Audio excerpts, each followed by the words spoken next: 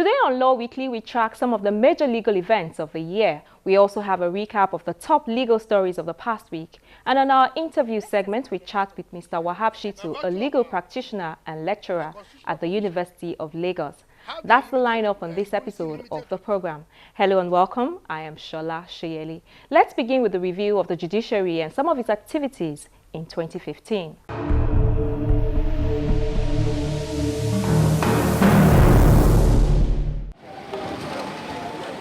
2015 started on a not too pleasant note for the judiciary. Like it happened in 2014, judicial staff workers again downed tools and embarked on an industrial action to force the executive to implement a verdict of the Federal High Court Abuja, which declared as illegal, unconstitutional, null and void the control and disbursement of funds earmarked for the judiciary by the executive arm of government. The action, which started in January in both federal and state courts across the country, lasted for several months in some states, simply because some argued that the executive arm of government in those states continued to demonstrate an unwillingness to respect the financial independence of the judiciary. After the intervention of some critical stakeholders, the workers resumed, and the first challenge the courts were confronted with were the pre-election matters which could have affected the conduct of the general elections. There were suits instituted to contest the eligibility of both President Muhammadu Buhari and former President Goodluck Jonathan. There was also a suit challenging the election itself and another disputing the use of the card readers. After the courts dispensed with these suits, the elections held and were judged by many observers to be largely fair and credible, a development that led to the decision of former President Goodluck Jonathan to concede defeat to his challenger, and for the first time since the return of democracy, there was no petition filed to challenge the presidential elections. These, however, did not stop other candidates at other levels of the elections from going to the tribunals. Aware of the potential challenges ahead, the Chief Judge of the Federation, Justice Mahmood Mohammed, at every opportunity never failed to urge judges to guard the independence and impartiality of the bench jealously. I wish to address the vexed issue of judicial corruption. This is because allegations about corrupt judicial officers and staff now make headlines, news, or on more frequent basis. With each allegation that passes, the need is ever present for the judiciary to address this issue, and I feel it necessary to once again do so. In anticipation of the election petitions, Justice Mohammed in February swore in 242 judges who were selected to serve on election tribunals. The tribunals have since concluded their jobs, and the legal battles have shifted to the Court of Appeal and the Supreme Court, which is the terminal point for governorship election petitions. They have conducted their jobs within time, and that's very good. It's the idea of an election petition lasting 3 years into the term of the incumbent governor who may be deposed later has not arisen. I give that to these tribunals. Most of the judgments that we have seen have been judgments that are actually in compliance with the provision of the Electoral Act. We have also seen judgments where there is need for you to also question the rationales of some of those judgments. However, largely, I think nearly over 70% of judgments that I've seen so far have been in accordance with the law. The bench got a boost in November when President Muhammadu Buhari approved the appointment of 30 new judges for the Federal High Court on the recommendation of the National Judicial Council, NJC. In the same month, the President approved the compulsory retirement of a judge of the Federal High Court, Justice Lambo Akanbi. The judge was retired after the NJC investigated and confirmed that it violated the Code of Conduct for judicial officers.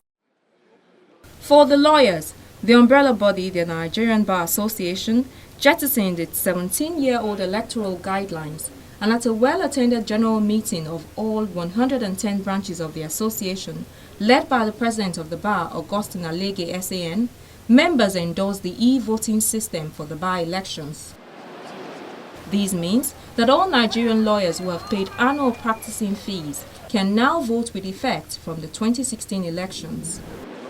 It will be interesting to see how this would impact on the bar elections in the new year and how all the different interest and regional groups in the bar will be accommodated. One good thing that has happened to the judiciary this year is the passage and signing into law of the new Administration of Criminal Justice Act 2015. The act, which is operational in the courts of the Federal Capital Territory and other federal courts in Nigeria, is to ensure that the system of administration of criminal justice in Nigeria promotes efficient management of criminal justice institutions, speedy dispensation of justice, protection of the society from crime, and protection of the rights and interests of the suspect, the defendant, and the victim.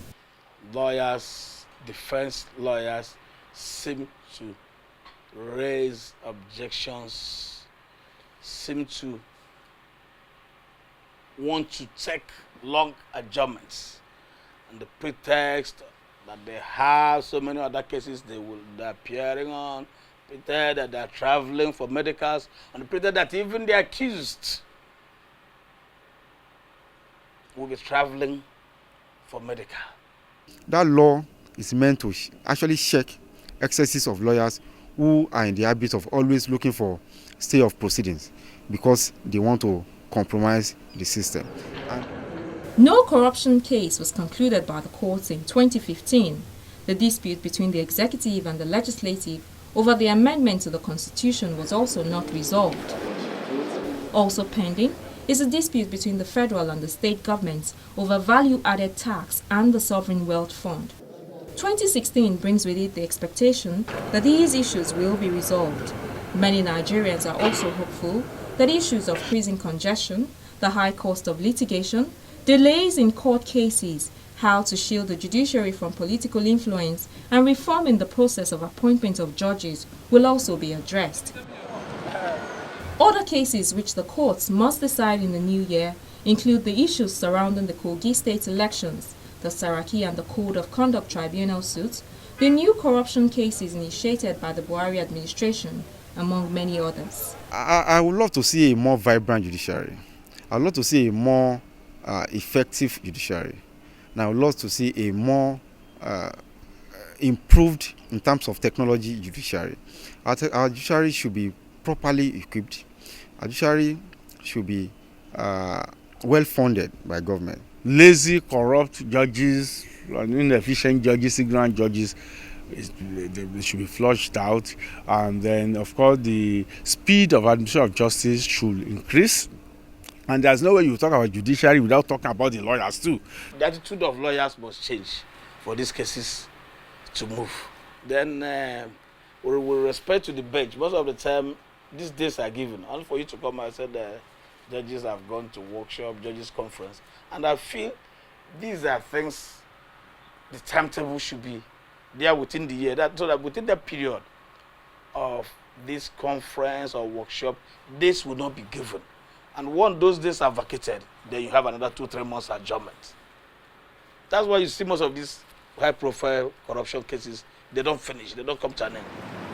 The judiciary definitely has its work cut out in 2016.